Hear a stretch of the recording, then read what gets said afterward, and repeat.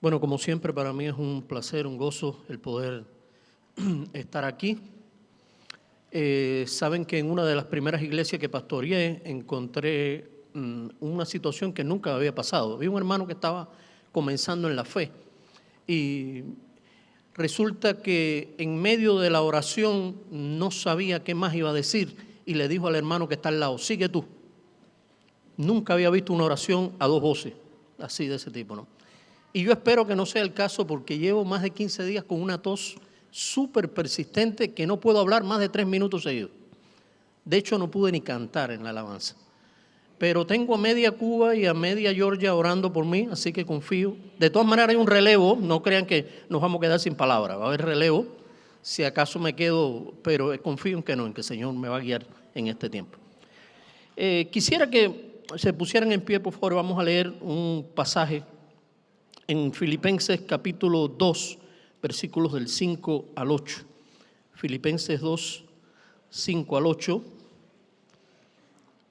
Dice la palabra del Señor: haya pues en vosotros este sentir que hubo también en Cristo Jesús, el cual, siendo en forma de Dios, no estimó el ser igual a Dios como cosa que aferrarse, sino que se despojó a sí mismo, tomando forma de siervo, hecho semejante a los hombres, y estando en la condición de hombre, se humilló a sí mismo, haciéndose obediente hasta la muerte y muerte de cruz. El Señor bendiga su palabra. Pueden sentarse.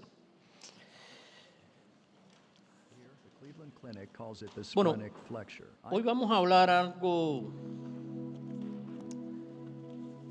que yo creo que ya, de hecho, lo estoy yo aplicando desde este momento, ¿no? Pero el título del sermón es: ¿realmente quiere Dios mi sacrificio? ¿Quiere Dios mi sacrificio? Ahora, vamos a ver, porque a veces tomamos este aspecto del sacrificio como algo intrascendente, y sí, realmente lo es. No, o sea, no es tan sencillo este aspecto del sacrificio. Miren, muchas veces el lugar en que nacimos y las circunstancias en que crecemos nos marcan, ¿no? Hay palabras que, así mismo como para algunos en nuestros países una palabra es tan normal y para otros es una mala palabra, a veces no llega al dato de la mala palabra, pero no es muy buena, que digamos, ¿no? Hay un coro, una canción espiritual que se canta mucho en los cultos de jóvenes y dice: lo que queremos es revolución. Mire, no crea que a los cubanos nos gusta mucho la palabrita esa. Si usted hubiera nacido en Cuba, no creo que le hubiera gustado la revolución. Otra de las cosas y de esas palabras que lamentablemente también toman cierto matiz negativo es precisamente sacrificio. ¿Por qué? Porque estamos, en este caso, pongo el caso de mi tierra, llevan 70 años pidiéndole al pueblo cubano que se sacrifique y que se siga sacrificando. Ya no se sabe qué más va a sacrificar. Ahora le han cambiado el nombre, le llaman resistencia creativa.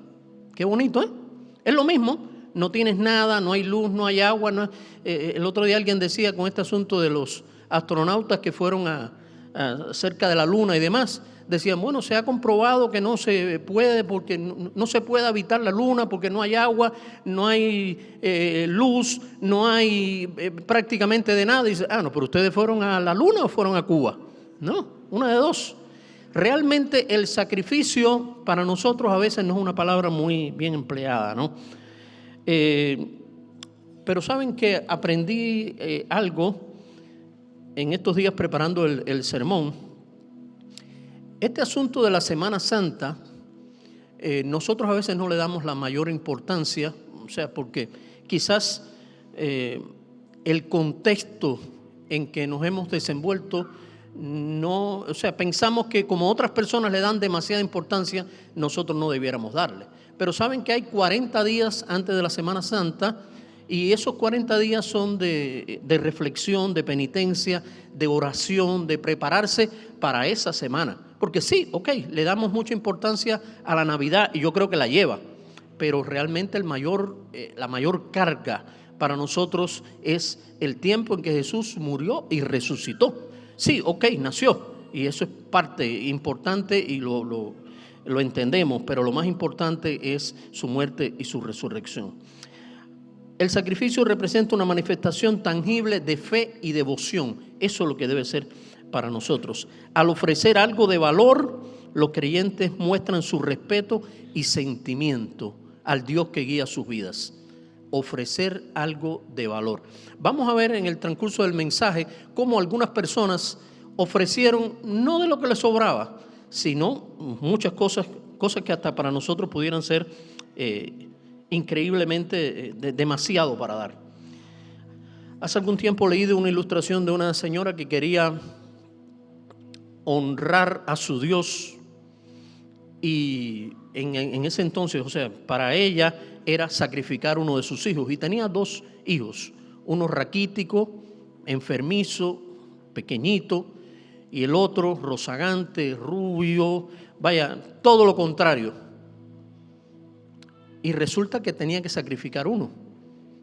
Nosotros, pensando mal, ¿qué hubiéramos pensado? Bueno, voy a dar raquítico, el chiquitico, ¿no? Ella sacrificó a sus hijos. ¿Saben cuál era el sacrificio? Tirárselo a los cocodrilos, que eran sus dioses. Cogió el rozagante porque para su Dios lo mejor. Yo fui hace años partícipe de algo que me dio, como decimos, vergüenza ajena, porque estaba yo en un agromercado en Cuba, iba a comprar algunas viandas y demás, y resulta que vi a una persona que quería comprar un racimo de plátanos. No estamos hablando de la manito de plátano de 8 o 10 plátanos que compramos en Walmart, no, el racimo es todo el plátano, 100, tantos plátanos, depende de él. Y aquel hombre fue a donde estaba el vendedor y le dijo, yo quiero comprar un racimo de plátano. Y el hombre le dijo, bueno, mira, aquí tengo 2. Y el vendedor, incluso perdiendo dinero, iba a perder dinero con eso, le dijo, mira, aquí hay uno más pequeño y uno más grande. Compra este, porque le dijo para qué lo quería. Lo quería para ofrecérselo a sus dioses. En Cuba, en este asunto de la santería, usted toma unos plátanos, les amarra una cinta roja y los pone o debajo de una ceiba o debajo de una palma, en el caso de que no haya ceiba, ¿no? Pero aquel hombre le dijo, no, yo no quiero eso.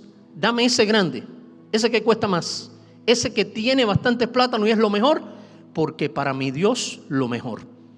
Le digo que me dio vergüenza ajena porque a veces valoramos y vemos a cristianos que no quieren darle a Dios realmente de lo mucho, devolverle un poco de lo mucho que nos da. No estoy pidiendo, y vamos a ir en todo el sermón antes que me apedreen, no les voy a pedir algo extra en el sentido que usted no lo pueda dar.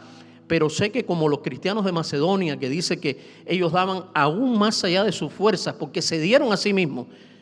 Una vez, creo que lo dije en este aspecto de los diezmos y las ofrendas, que Dios no quiere nuestro dinero, ni nuestras posesiones, ni nada. Nos quiere a nosotros. Porque cuando nosotros nos entregamos primero, entonces es que Él puede obrar en todo lo demás. Si no, las cosas no funcionan. Bueno, el sacrificio es un homenaje a una ofrenda, decíamos, que se realiza a las divinidades. En este caso, cuando no estamos hablando de culturas, porque hay sacrificios en todas las culturas, ¿no? Pero vamos a partir de algunos sacrificios en que la Biblia nos habla. Nos puede resultar extraño, pero el primer sacrificio del que habla la Biblia no fue ofrecido a Dios, sino ofrecido por Dios. Y usted dirá, ¿cómo es eso?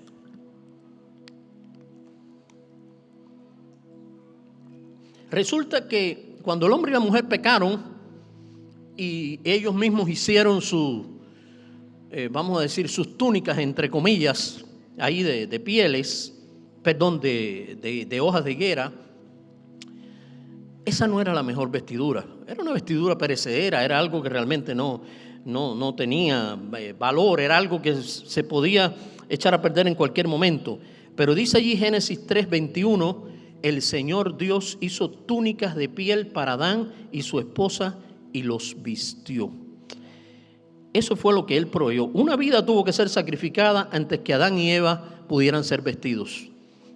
Algunos comentaristas creen que muy probablemente haya sido un cordero, y después vamos a ver cómo este asunto del cordero se repite en toda la Biblia, ¿no? Pero una cosa que debemos tener en cuenta es que la salvación es por la gracia, no por nada que podamos hacer. Ahí está la diferencia del cristianismo de muchas otras, o sea, de las religiones, que ven el aspecto de que ¿qué tengo que hacer? De hecho, hasta el joven rico que se acercó a Cristo fue lo que preguntó: ¿qué debo hacer? ¿Cómo es? ¿Qué puedo hacer para obtener la vida eterna? ¿Cómo? Y bueno, Cristo le puso algo que realmente le puso a pensar y lamentablemente se fue triste, pero no es por lo que yo pueda hacer, sino por la gracia de Dios. El animal fue un regalo de Dios y no trabajo del hombre. Dios hizo todo, proporcionó las pieles, ellos no hicieron nada. Y ese fue, como decíamos, el primer sacrificio que aparece en la Biblia, ¿no? Dios matando un animal inocente para cubrir a dos personas culpables. Y así Dios ha seguido haciendo en nuestros días también. Ahora, también tenemos un segundo sacrificio que queremos ver, y son los sacrificios de Caín y Abel. Génesis 4, 3 y 4. Ahí aparece lo que estaba dando cada uno de ellos, ¿no? Miren, los comentaristas, déjenme leer ahí. Dice: aconteció andando el tiempo que Caín trajo del fruto de la tierra una ofrenda a Jehová. El otro versículo. El 4, por favor. Y Abel trajo también de los primogénitos de sus ovejas, de lo más gordo de ellas. Y miró Jehová con agrado a Abel y a su ofrenda. Lo vamos a dejar ahí, que dice después que como miró también a Caín. Pero miren, no se han puesto de acuerdo los comentaristas de la Biblia acerca de si en ese momento era necesario ofrecer un animal o no. ¿Por qué? Porque algunas personas dicen: no, el problema estuvo en que Caín trajo de los frutos de la tierra y Abel trajo de los animales. Pero es que después, más adelante, cuando vamos a ver los distintos sacrificios que se iban a usar en la Escritura, resulta que también hay sacrificios no solamente de animales, sino de harina, de aceite, de vino. O sea que no hay ninguna razón para pensar que el rechazo fue porque uno era vamos a decir, de productos de la tierra y el otro era de ovejas. Abel era pastor, y miren aquí la diferencia. Su ofrenda al Señor fueron las mejores partes de alguno de los corderos, que eran las primeras crías de su rebaño. Estoy leyendo en Génesis 4:4, la versión Nueva Traducción Viviente. Las mejores partes. Y Caín era agricultor y su ofrenda fue algunos de sus cultivos. Abel trajo a Dios con miras a su voluntad y a la gloria de Dios como fin. Caín trajo su ofrenda para quedar bien. Era simplemente, había que traer algo, bueno, pues vamos a traer, vamos a ofrecer, pero cogió de cualquier cosa. Y lo que Dios quiere de nosotros es que le demos lo mejor. Dios no quiere cualquier cosa de nosotros, porque es que Él nos da lo mejor a nosotros, no da cualquier cosa tampoco. Ahora, nosotros tenemos que tener en cuenta que ya sea lo que hagamos, que cantemos, adoremos, demos nuestros diezmos, oremos, prediquemos, nosotros debemos quedar en un segundo plano. Somos nosotros. Dios es el que se tiene que llevar la gloria, no nosotros, ninguna de las cosas que hagamos. Tercer sacrificio, el sacrificio que ofreció Abraham. Veamos Génesis 22, 1 al 3. Ahí está el pasaje en el cual Dios actúa y le pide algo inusual ahí vamos a decir, a Abraham, al patriarca, ¿no? Bueno, quiero ir primero que aunque en realidad Isaac era el sacrificio, mayor fue el sacrificio que tuvo que hacer Abraham. Porque de pronto Dios le pide a Abraham algo que nunca le había pedido. Además que era costumbre de los pueblos que vivían en las tierras, de los pueblos pecaminosos. Nunca le había dicho que ofreciera a su hijo. Y de hecho, yo creo que todavía peor es cuando Abraham toma, bueno, vamos a ir primero a un detalle que puede parecer menor, pero que quiero que tengamos en cuenta. ¿Cómo nosotros pensamos que era Isaac?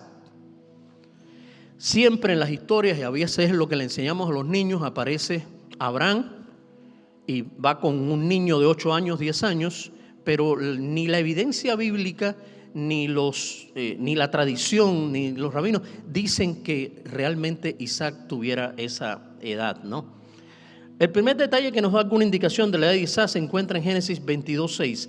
Abraham tomó la leña para el holocausto, la puso sobre su hijo y tomó en sus manos el fuego y el cuchillo, y los dos siguieron caminando juntos. No podía poner la leña del holocausto sobre un niño de 8 años. No podía ser así. Otro es que la palabra que aparece como niño para referirse a Isaac se usa también para referirse a Ismael en Génesis 21, cuando tenía poco más de 13 años. O sea que Isaac también podía haber sido un adolescente. Bueno, hay textos, la historia y la tradición. Por ejemplo, Josefo, un historiador judío del siglo I, pensaba que Israel tenía alrededor de 25 años. De cualquier manera, no hay ninguna evidencia de decir era un niño pobrecito que su padre lo tomó y No, y es que era además la figura de Jesucristo, porque Jesucristo no fue obligado por su padre. No fue que lo ataron, lo amarraron y dijeron, bueno, hay que ofrecerlo en sacrificio y ya. Ahora me llama mucho la atención que, y leo en Génesis 22:2, le dijo Dios, toma tu hijo, tu único Isaac, a quien amas, y vete a tierra de Moriah y ofrécelo allí en holocausto sobre uno de los montes que yo te diré. Pero me llega mucho más la versión, la Nueva Traducción Viviente, dice, toma a tu hijo, tu único hijo, sí, a Isaac, a quien tanto amas, y vete a la tierra de Moriah. Allí lo sacrificarás como ofrenda quemada sobre uno de los montes que yo te mostraré. ¿Cómo que tu único hijo? Si Abraham tenía otro hijo, pero realmente este era el hijo de la promesa. Lo otro había sido un arreglo y un tratar de ayudar a Dios. Y créame que cuando nosotros nos ponemos a tratar de ayudar a Dios, echamos las cosas a perder. No nos pongamos, porque caigo también ahí, a ayudar a Dios en algo que Dios no necesita nuestra ayuda. Debemos estar al tanto de lo que Dios quiere de nosotros también. Entonces, era tomar a Isaac, era matarlo y quemarlo. O sea, estamos hablando de que lo iba a matar y después lo iba a quemar como una ofrenda a Dios. ¿Ustedes creen que Abraham entendería lo que iba a hacer? No creo. ¿Que tendría dudas? Muchísimas. Pero cuando Dios le dijo hazlo, lo iba a hacer. ¿Cómo? Bueno, dice la Escritura en otros pasajes también que realmente él sabía que aún de entre los muertos lo podía resucitar, porque era el hijo de la promesa. Si tú me dices mátalo, yo lo mato, pero yo sé que tú lo vas a vivificar porque este es el hijo de la promesa. Ahora, Abraham no creo que decíamos que entendió, pero sí obedeció. Ni quiso darle largas. ¿Qué hubiéramos hecho nosotros? Bueno, Señor, pues mañana estoy muy ocupado. Mañana tengo un appointment. El otro día tengo una situación. Y así le voy dando largas a ver si al Señor se le olvida. Cuando Dios te dice algo, Él no se le va a olvidar. Créame. Dice un viejo proverbio hindú, antes de juzgar a alguien, camina 3 lunas en sus zapatos. ¿Nos hemos puesto nosotros en el lugar de Abraham alguna vez? Ese Dios que lo sacó de su tierra y parentela, que lo tuvo vagando por una tierra que le había prometido a sus descendientes, y lo único que tuvo de esa tierra fue una cueva para enterrar a Sara.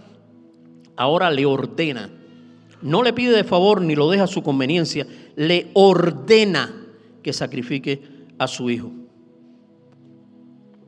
A los que tenemos más de un hijo, pudiéramos decirnos, ¿daríamos alguno de ellos por una buena causa?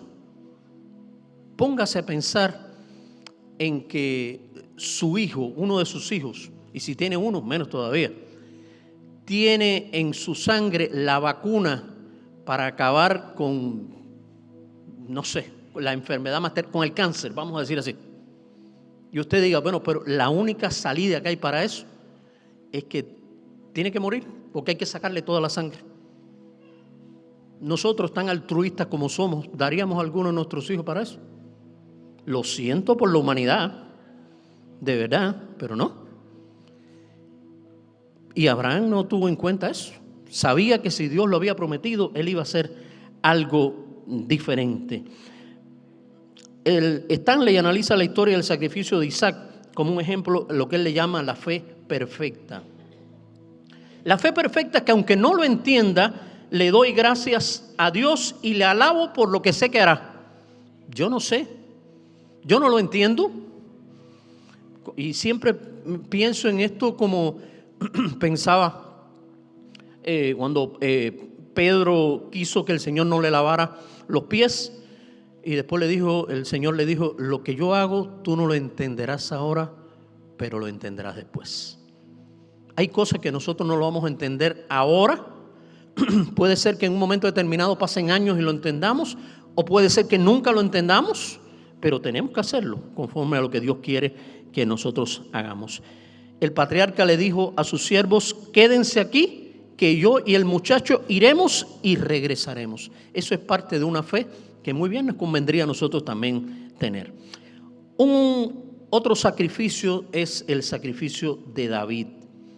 Bueno, David no era perfecto y nosotros nos encargamos de recordar a cada momento los pecados de David y lo que hizo con Betsabé. Y a veces yo creo que tanto a David como a Betsabé los llevamos un poco recio, ¿no? Después les voy a explicar por qué.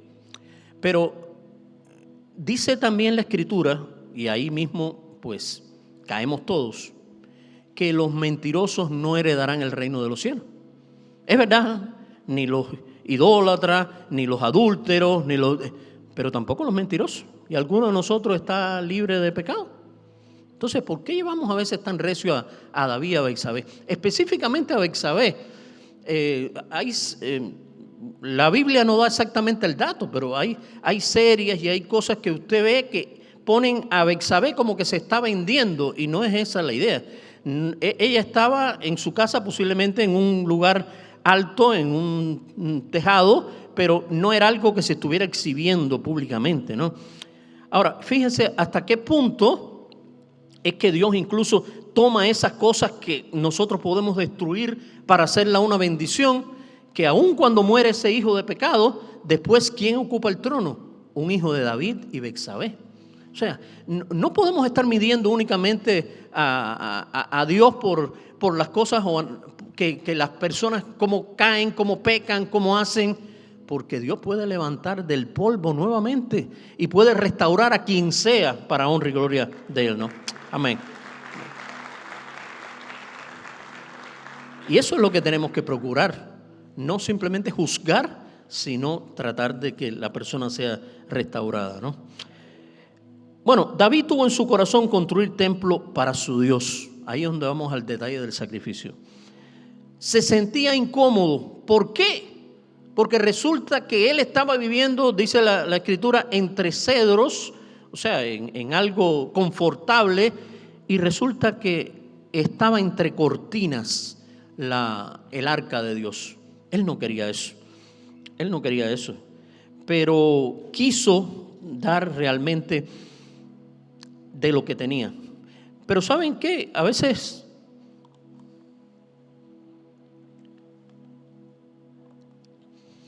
no tenemos exactamente la idea, porque pudiéramos pensar, bueno, si vamos ahí a 1 de Crónicas 29, 2 y 3 en la versión del 60, pudiéramos pensar que en resumidas cuentas David el rey tenía a su disposición todas las riquezas que quería. Pero quiero leerles este pasaje de 1 de Crónicas 29, 2 y 3 en la traducción en lenguaje actual. Dice, con muchos sacrificios he podido juntar los materiales necesarios para construir el templo de mi Dios, oro, plata, bronce, hierro, madera para los muebles y utensilios, y he reunido muchísimas piedras preciosas de toda clase. Es tan grande mi amor por este templo que además de todo lo que he reunido, voy a entregar de mis propias riquezas. No es que le estuviera dando cualquier cosa, no es que le estuviera dando lo que le sobrara. Él estaba dando, dice, con muchos sacrificios he podido juntar todos estos materiales. ¿Y saben qué? Era bueno el deseo de David. Pero fíjense, voy a un detalle que aunque está fuera de este aspecto del sacrificio, creo que debiéramos tenerlo muy en cuenta también. Cuando él le cuenta a Natán y le dice su propósito, su deseo, todo esto, ¿qué hace Natán? diríamos en los gringos. Go ahead. No, dale para allá, eso es tuyo, eso está hecho. Dios está contigo. Y Dios estaba con David precisamente. Sí estaba, pero no era el momento ni el lugar. Mira, hay cosas que pueden ser buenas en esencia, pero usted tiene que consultar al Señor. Le puede parecer muy bueno, pero consúltelo con el Señor. Vamos a ver algunos ejemplos. Bueno, quiero mostrarle, por favor, las fotos que les di, a ver si me las pueden poner.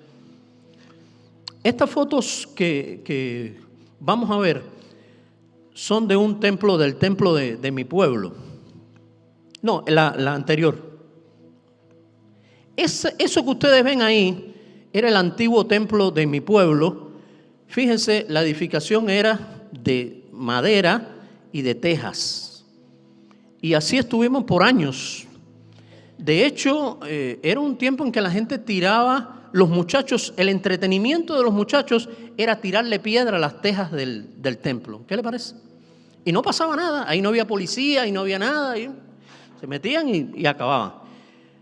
Pero un buen tiempo y un buen día dijo el pastor, vamos a construir un templo y vamos a hacerlo, póngame la otra foto. Ahora miren qué diferencia, fíjense, ese es el templo, todavía se conserva, ese templo se construyó en los años 80, pero todavía se conserva hasta hoy, gracias a Dios, bien restaurado, bien pintado. Llegó a ser en su tiempo la mejor, vamos a decir, construcción del pueblo. Ahora, ¿a qué voy? Nosotros habíamos querido hacer ese templo, pero costaba mucho dinero en aquel entonces. La Convención Bautista de Cuba Occidental nos prestó parte del dinero, se pudo hacer, pero lógicamente el templo quedó así, maravilloso, pero había que pagar ese dinero. Ahora, conocí de un proyecto que había en una iglesia de La Habana que se llamaba el Gozo de Servir. El Gozo de Servir era una especie de merienda que se compartía al final del culto y que resolvía muchos problemas. En este caso, el culto, la escuela dominical, el culto y demás, era como de 10 a 12, 1. Imagínense ustedes un horario en que usted ya las tripas le están sonando ya y se tiene que ir para su casa a esperar a ver qué le preparan. Entonces, esto era una buena idea porque usted terminaba la actividad, iba, se le daba como una especie de merienda, depende de lo que usted tuviera, era un precio módico y usted se iba para su casa. Pero, siempre hay un pero, no crea que a todo el mundo le gustó. Lo primero, y algunos súper espirituales, ¿qué pensaron? Mi casa será llamada casa de oración y ustedes la han hecho cueva de ladrones. ¿Por qué ladrones? Si era un dinero que era incluso para el pueblo. No lo estábamos vendiendo en el templo, no lo estábamos haciendo. Imagínense ustedes que ahora nos dijeran cueva de ladrones porque nos ponemos a vender pupusas y todo eso para el templo, para los fondos que nosotros queremos. No, siempre ha habido personas indiscutiblemente. ¿Por qué les digo? Porque hubo escépticos que después, cuando vieron, bueno, pues aprobaron lo que había ocurrido. Pero usted debe tener en cuenta que siempre va a haber personas que en un momento determinado se pueden, no les va a gustar lo que usted va a decir, pero debe llevar al Señor en oración. De hecho, dice en Josué 9, 14 y 15 que los hombres de Israel tomaron de las posesiones de ellos, estoy refiriéndome cuando vinieron los gabaonitas, tomaron de las posesiones y no consultaron a Jehová. Y Josué hizo paz con ellos y celebró con ellos alianza, concediéndoles la vida, y lo juraron los príncipes de la congregación. Qué triste es que ves lo que está a la mano, ves lo que está delante de tus ojos y dices, no hay problema, esto mismo es. Miren, aún en las cosas pequeñas, tengan en cuenta que el consejo de Dios es fundamental. Ahora, hay algunos detalles en cuanto a esto de lo que debemos hacer cuando tenemos un proyecto. No todo deseo debe ejecutarse de inmediato. Busca la voz de Dios en su palabra y en oración. Escucha consejeros que también escuchen a Dios. Aprenda a recibir corrección con humildad y adora aun cuando Dios cambia tus planes. Este detalle, dáselo al Señor. Este último punto, sobre todo, para mí es crucial, importantísimo, porque Dios te puede cambiar los planes. ¿Y qué tú puedes hacer? Bueno, muy bien que David podía hacer como un niño malcriado y decir, bueno, pues ya, si no lo voy a construir yo, no lo construye nadie. Ahí que, ¿no? Después vamos a ver incluso todo lo que dio. Pero era enfurruñarme y decir, bueno, yo no lo voy a hacer. Si me dijeron que no lo hago yo, no lo hace nadie, o todo lo que yo tengo ahí. No, ¿qué hizo David? A pesar del rechazo de Dios, David proveyó los materiales necesarios. Miren, ahí en el pasaje, no se los voy a leer ahora, pero ¿saben como David dio, como lo que dio de ofrenda equivalente, o sea, lo que equivale en el 2018? Yo me imagino que ahora sea muchísimo más con el valor del oro y la plata. Equivalía por el oro alrededor de 4.092 millones de dólares y 112 millones por la plata. O sea, más de 4.204 millones de dólares sería lo que David dio para la construcción del templo. Y lo siguió dando, aun cuando Dios cambió sus planes, aun cuando no fue él el que lo edificó, lo dio entonces para su hijo, para que fuera realmente de bendición para su hijo también. Entonces, qué importante es que nosotros no nos detengamos y no digamos, no, tengo que adorar aun cuando Dios cambia tus planes. El caso, vamos a decir, clásico de adoración fue el propio Job después que lo perdió todo. Cuando hablamos de todo, es todo. A veces nosotros nos quejamos cuando perdemos alguito, pero él realmente lo perdió todo, hasta la salud lo perdió. Y resulta que dice que él llegó y adoró.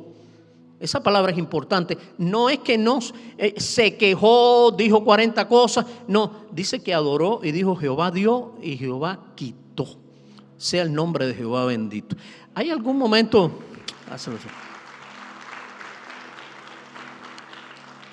¿Cómo haces tú cuando Dios te quita algo? ¿O cómo hacemos? Porque me incluyo también. No siempre lo miramos con buenos ojos. No siempre nos parece algo positivo, sobre todo si es algo que anhelamos, sobre todo si es algo que realmente queremos. Miren, a veces tenemos que tener cuidado de lo que le pedimos a Dios. Ezequías recibió un mensaje de parte de Dios que le dijo, prepara tu casa porque vas a morir. Vaya, a cualquiera que le den ese mensajito, medio que se eriza, ¿no? Pero él dice que se inclinó, oró, lloró, suplicó y Dios le concedió 15 años. ¿Sabe qué pasó en esos 15 años? Nació su hijo. El hijo más malvado que tuvo el reino de Israel y de Judá, Manasés. Dice que no hubo otro como él que hiciera. ¿Y de qué eso? De 15 años más para que fuera una destrucción tremenda, aun cuando Manasés después se arrepintió, aun cuando todo esto. Tenga cuidado con lo que pide. Y no es simple conformismo, porque a veces decimos, bueno, estoy pidiendo esto, pero si es la voluntad de Dios, pero vaya como... No. El Señor Jesús, cuando en un momento determinado estaba para enfrentar la muerte, ¿qué dijo? Señor, si es posible, pasa de mí esta copa. Pero ahora viene la segunda parte, pero no como yo quiera, sino como tú. Ahí está la diferencia. Cuando nosotros lo hacemos a como Dios quiere, entonces las cosas son diferentes. Entonces sí es importante que nosotros vamos a hacer lo que Dios quiere que nosotros hagamos, ¿no? David no construyó el templo, fue su hijo el que lo hizo. Pero es importante que nosotros tengamos en cuenta y proceder como realmente procedió David. Dio toda esa cantidad de dinero que dice que había reunido con muchos sacrificios, no era nada que le sobraba. Otro detalle de sacrificio de David tiene que ver con cuando fue a hacer un censo. Mira, aquí uno va aprendiendo cada detalle que uno dice, ¿cómo no lo había encontrado antes? Resulta que David ordenó hacer un censo y eso no fue aceptable ante los ojos de Dios. Pero ahora, ¿por qué vino esta plaga y este censo no fue agradable a Dios?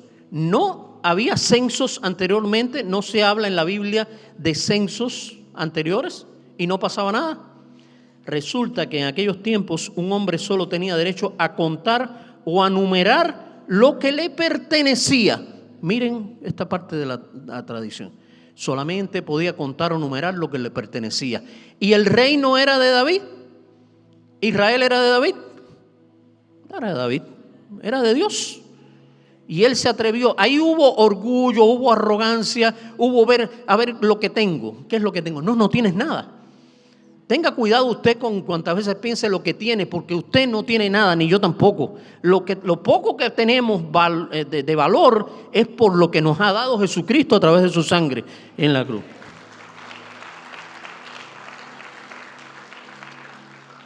Les leo en Éxodo 30:12 para que tengan idea de lo que se debía hacer cuando había un censo. Dios le dijo a Moisés: cuando hagas un censo de los israelitas para contarlos, cada uno dará al Señor un rescate por su persona cuando sean contados, para que no haya plaga entre ellos. Dependía de Dios ordenar un censo, y si David lo hacía, debía hacerlo por mandato de Dios. Ahora, la plaga realmente fue contenida, sí. Llegó allí a la era de Ornán Jebuseo, y en ese momento ya realmente David quería comprar aquella propiedad. Pero resulta que el dueño de la propiedad quería regalarla. Ahora, siempre me ha llamado la atención si él realmente quería regalarlo o era simplemente para quedar bien con el rey. Y me puse a estudiar estos detalles, y resulta que él recibió una... o sea, en el caso, vamos a ir un poco más atrás, como cuando quiso comprar a Abraham un lugar para sepultar a su esposa, a Sara, ¿no? Estaba Efrón hitita, y dice que Abraham quería comprarlo.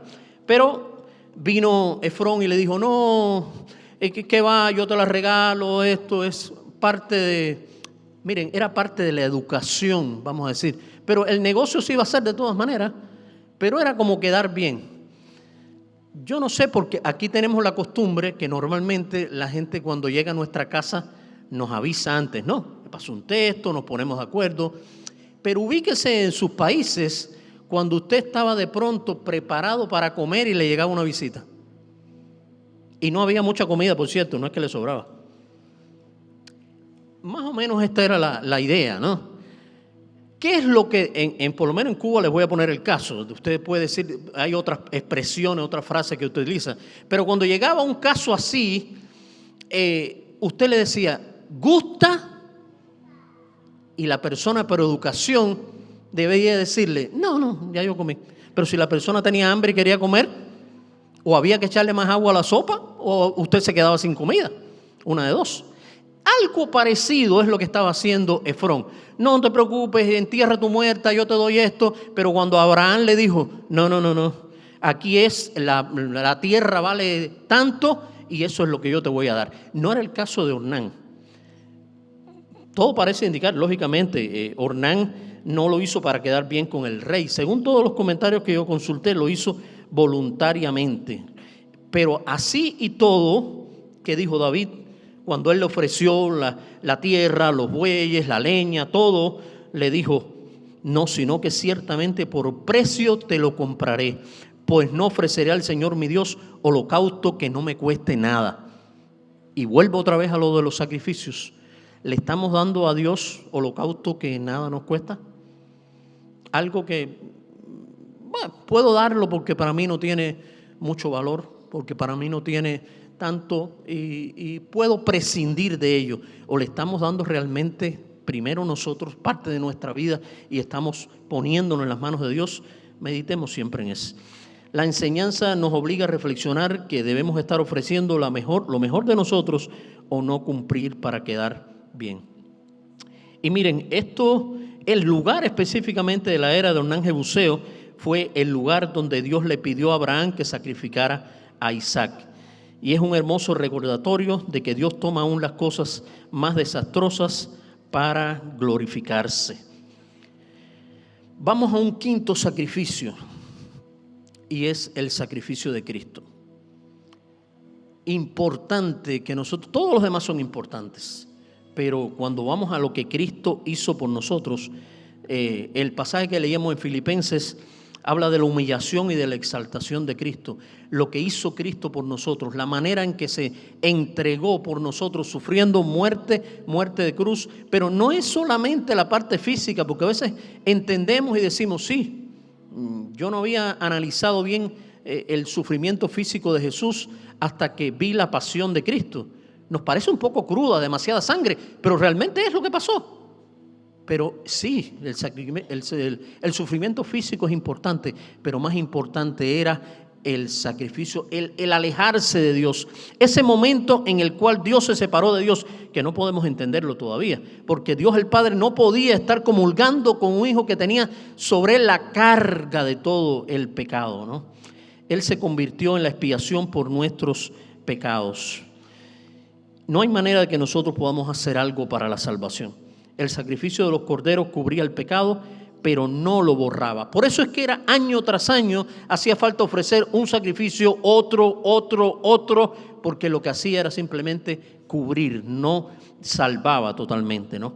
Y es importante que nosotros veamos que fue precisamente Cristo quien sanó la brecha entre Dios y la humanidad y restauró la relación entre Dios y el ser humano. Nadie más lo podía hacer. No había nada que yo pudiera hacer, ni nosotros pudiéramos hacer, que nos llevara a restaurar la relación con Dios, ¿no? Ahora quisiera llegar a nuestro sacrificio. Ese sacrificio que nosotros podemos y de hecho debemos hacer.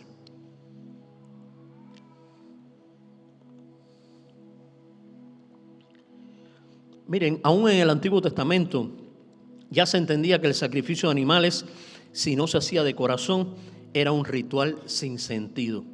Dice Miqueas 6 al 8, ¿con qué me presentaré ante Jehová y adoraré al Dios Altísimo?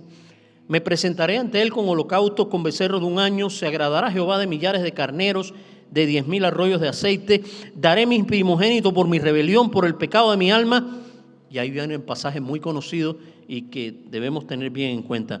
Oh hombre, él te ha declarado lo que es bueno, y qué pide Jehová de ti: solamente hacer justicia, amar misericordia y humillarte ante tu Dios. Fíjense que el profeta reconocía que sin una verdadera entrega en justicia, misericordia y humillación, de nada servían los holocaustos, y eso era la base de los sacrificios de ellos. O sea, la base de sus rituales estaba precisamente en los sacrificios.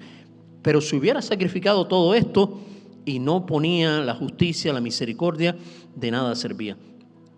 Pablo va más allá, Romanos 12, 1. Así que, hermanos, os ruego por las misericordias de Dios que presentéis vuestros cuerpos en sacrificio vivo, santo, agradable a Dios, que es vuestro culto racional. No es un día.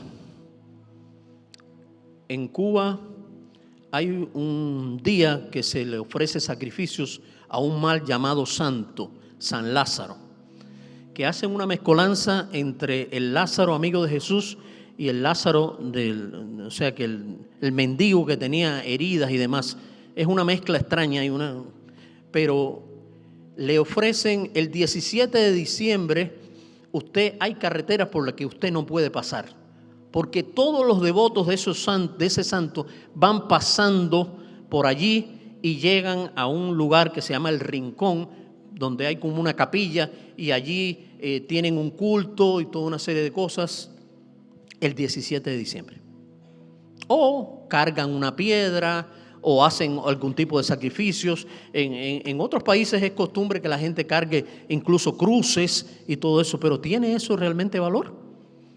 ¿Es válido realmente para nosotros? ¿Eso es lo que espera Dios de nosotros? No, lo que espera Dios de nosotros es que nos presentemos nosotros en sacrificio vivo, santo y agradable a Dios. Mire, es ofrecer nuestra vida a Dios de manera consciente, no cuando me sienta tocado. Yo sé que el Señor opera maravillosamente en las ministraciones que se hacen aquí, pero no se vaya por la parte emocional, porque muchas personas en un momento determinado pueden sentirse tocadas, entre comillas, y tenga cuidado con que más que el Espíritu Santo sean sus emociones las que estén actuando. es importante. ¿Y cómo vemos que no es simplemente emoción? Bueno, por la vida que lleva la persona después. O porque si la persona realmente ha entregado su vida a Jesús, tiene que después seguir el camino de Él. El gran problema es que nosotros hemos separado la salvación del señorío. Y le pedimos a la gente que venga y que sea salvo. Pero no, Señor, déjame ahí. Salvo bien, pero no para obedecerte todo el tiempo. Si acaso te doy algo, es como si usted, imagínese usted llegara a una casa, le pidiera, le fuera a entregar una casa a una persona y le dijera, no hay problema, mira, entra hasta aquí, pero mira, por acá no puedes entrar, a este cuarto tampoco. Y así a veces hay personas que están actuando con Dios de la misma manera. ¿Cómo que no le voy a dar totalmente mi corazón, mi vida al Señor? Eso es lo que espera el Señor de nosotros, que seamos salvos, pero también que seamos sus siervos, ¿no? Practicar el culto racional significa vivir de forma que cada acción diaria sea una forma de adoración. Les repito la idea. Practicar el culto racional significa vivir de forma que cada acción diaria sea una forma de adoración. Y ahí es donde está lo complicado, porque tenemos que ser cristianos en la iglesia. Hay una película española de hace muchos años que se llama Todo el mundo es bueno. Y en el lugar todo el mundo era bueno. ¿Quién no es cristiano aquí? Todo el mundo es cristiano. Pero cuando vamos al trabajo, cuando estamos en el tráfico, ¿cómo se siente usted cuando usted está manejando y se le atraviesa de pronto a alguien?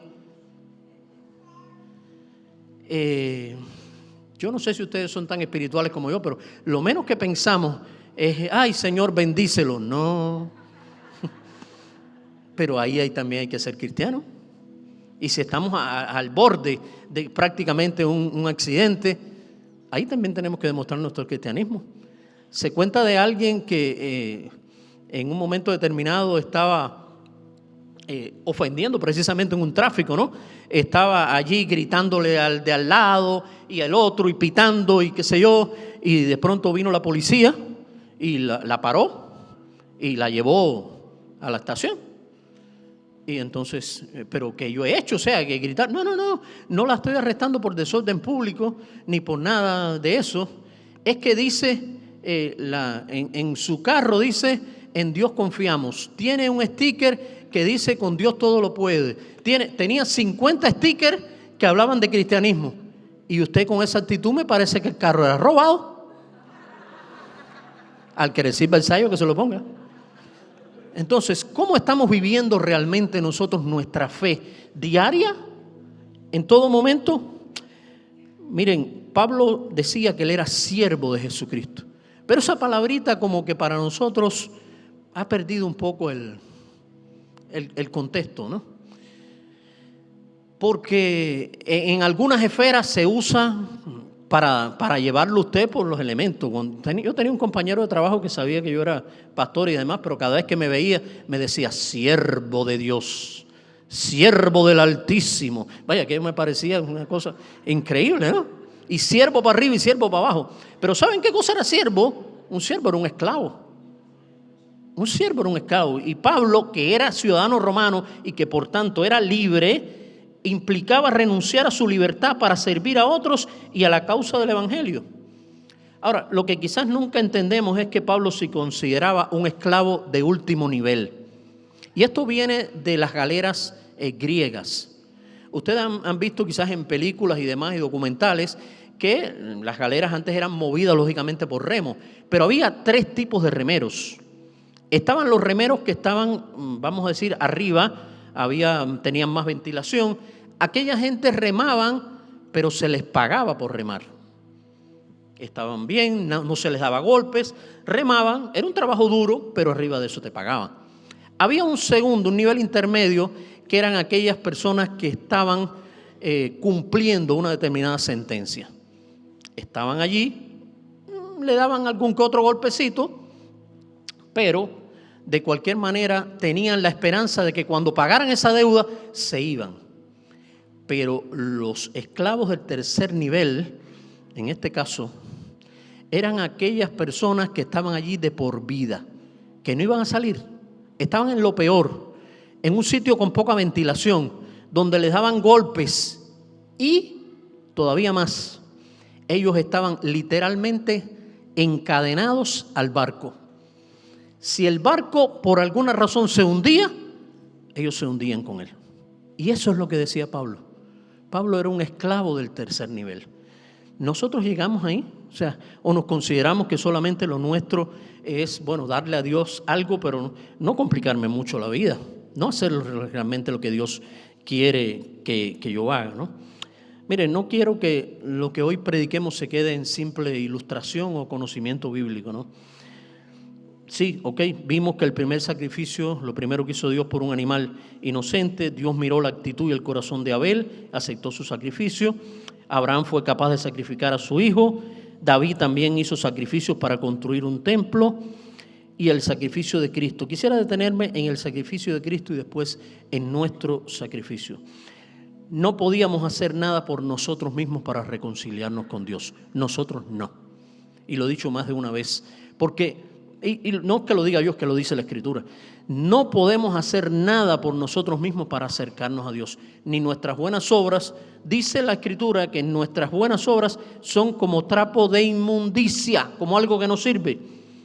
Pero Cristo murió en nuestro lugar y es el único camino de salvación. Cuando el pastor habló de las personas que estaban de visita, alguien levantó la mano. Yo no sé si la persona es cristiana o no, o quizás dentro del grupo de personas que están asistiendo hay alguno que todavía no se ha entregado a Jesucristo. Pero en los seminarios bíblicos estamos aprendiendo que no es buscar un número. Cuando nosotros hablamos y predicamos acerca de lo que Cristo hizo por nosotros, es para que realmente la persona tenga acceso a Dios, tenga ese camino que nosotros en un momento determinado ya transitamos. Porque cuando usted encuentra algo bueno, lo quiere compartir con otras personas. Así mismo. Ahora, no queremos números. No es ahora convencerlos o convencer a las personas de decir, no. Lo importante es que tú, mira, cuando tú aceptas a Jesucristo, uno de los principales errores del falso evangelio es decir, todo te va a salir bien, las cosas vas a prosperar, no vas a tener problemas. Mire, cuando usted le predique ese evangelio, es un evangelio falso, un evangelio que no sirve, que no llena. El verdadero evangelio es decir, puedes venir a Cristo, tienes que dejar tu vida como la tienes, aun cuando te parezca buena, pero es que has ofendido a Dios. Todos nosotros, dice que nos descarriamos como ovejas, cada cual se apartó por su camino. Lo que tenemos que hacer es, con ese pecado, es creer en el Señor Jesucristo para ser salvos. Cuando el carcelero hizo esta pregunta, ¿qué debo hacer para ser salvo? Resulta que Pablo y Silas habían sido golpeados por él, habían sido puestos en el cepo de más, en la cárcel peor, en el cepo de más adentro. Sin embargo, ¿qué dijeron ellos? Límpiame las heridas, haz esto. No, lo que dijeron es, cree en el Señor Jesucristo. No podemos llegar a Dios si no cambiamos el rumbo de nuestra vida pecaminosa. Y por eso yo quiero hacer un llamado, si hay alguna persona aquí que todavía no ha puesto su fe y su esperanza en Jesucristo. Fe significa depositar mi confianza, mi seguridad en Jesucristo, dejar mi propio camino. Y arrepentimiento, es decir, ya yo no quiero hacer más las cosas que estoy haciendo. No significa que va a dejar de pecar, pero sí que va a llegar entonces a decir, Señor, yo quiero que seas tú realmente mi Salvador y mi Señor. No esperes a cambiar. Siempre pienso en aquella persona que le costaba trabajo acercarse a Dios. La persona tenía el mal hábito de fumar, ¿no? Y entonces decía, no, y cuando deje de fumar, miren, yo me fui de aquella iglesia y no la pude bautizar porque nunca dejó de fumar. Gracias a Dios, después al tiempo me enteré que había venido los pies. Pero lo que nos pasa es que somos nosotros los que queremos cambiarnos. No, vamos a cambiarnos un poquito, vamos a hacer una chapistería por aquí y por allá para entonces entregarme a Dios. Dios no quiere eso. Dios quiere que tú te entregues así como estás. Por eso quiero hacer ese llamado. Si hay alguna persona aquí que todavía no ha aceptado a Jesucristo, no lo deje para después. que esté consciente de que este camino no va a ser un camino de rosas. Por eso decía que no queremos realmente que la gente entienda que todo va a ser maravilloso. No, venga a Jesucristo ahora, así como está. No le dé más largas. Mi suegro tenía alrededor de 70 años y posiblemente, qué sé yo, casi 50 años oyendo el Evangelio, y siempre decía, un poquito más. Un poquito más. Un momento determinado hubo que confrontarlo. ¿Hasta cuándo? Murió casi con 90 años, pero gracias a Dios los últimos 10 años de su vida prácticamente estuvo en los caminos del Señor. Yo no sé qué tiempo nos queda, no sé qué puede pasar, pero lo que sí te puedo garantizar es que si aceptas a Jesucristo, esa paz que sobrepasa todo entendimiento, lo vas a tener. ¿Alguna persona aquí todavía no ha aceptado a Jesucristo y quiere hacerlo? ¿Puede levantar su mano? No conozco, ya le digo, las personas que están o no están, si están convertidas o no, algunos de ustedes. Pero siempre queremos dar la oportunidad para que la persona venga a Jesucristo y ponga su fe y su esperanza. El levantar la mano no te hace automáticamente cristiano. Tienes que dar frutos dignos de arrepentimiento, pero es un buen primer paso. ¿Hay alguna persona que esté en esa condición y quiera rendir su vida a Jesucristo? ¿Alguien? ¿Alguien? Si no quiero llevarnos a nosotros, no cargando cruces, ni piedras, ni haciendo cosas espectaculares. Nosotros tenemos que entregarnos exactamente a Dios. Y lo primero que tenemos que hacer es entregarnos nosotros. Dios se puede manifestar en lo pequeño, en lo aparentemente insignificante. Cuando Elías estaba en el monte de Dios, vio un viento que rompía los montes, pero Dios no estaba allí. Un terremoto, tampoco estaba la presencia divina. Entonces vino un fuego que aparentemente era lo mejor, el recurso más usado por el profeta, pero tampoco Dios estaba en el fuego. Vino un silbo delicado y apacible y allí estaba Dios. Que el Señor nos guíe a vivir para Él, a todos los que ya entendemos que Jesucristo es nuestro Salvador. A los que todavía no han tomado una decisión, los exhortamos a que lo hagan lo más pronto posible. Todo lo bueno requiere sacrificio, pero estemos dispuestos a ponernos en las manos de Dios y tal como dice la Escritura, encomienda a Jehová tu camino, confía en Él y Él hará. Que el Señor nos bendiga.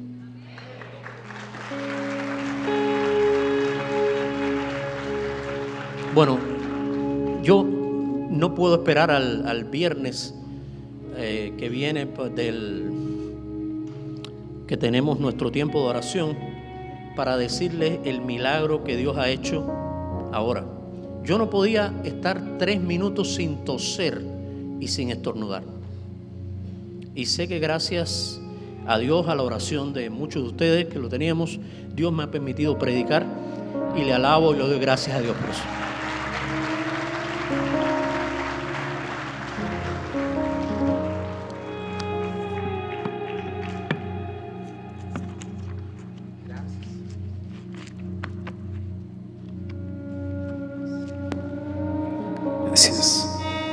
Gracias a nuestro Rey. Póngase sobre sus pies, mi hermano.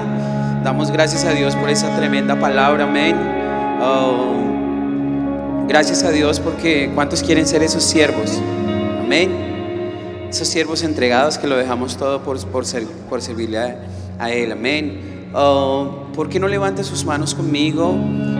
Cierre sus ojos y vamos a terminar en oración, a entregarle esta semana a nuestro Padre, para que en este inicio de semana tengamos presentes de seguir orando con nuestras familias, haciendo nuestros devocionales, leyendo la palabra de Dios todos los días sin olvidar ninguno de sus beneficios, amén. Pongamos todo lo que usted tenga en las manos del Señor, cada prueba, cada circunstancia, cada necesidad, siempre pongámoslas en las manos del Señor, amén. Acompáñame con una oración y digámosle a Dios: Señor, gracias Todopoderoso por esta palabra que tú nos has entregado en este domingo, Dios, y que sabemos que tu presencia nos acompaña en cada momento, Jesús, que tu presencia, Señor, nos rodea, Señor, y ponemos cada reto de esta semana que va a empezar, Señor, en este mes de abril, Dios.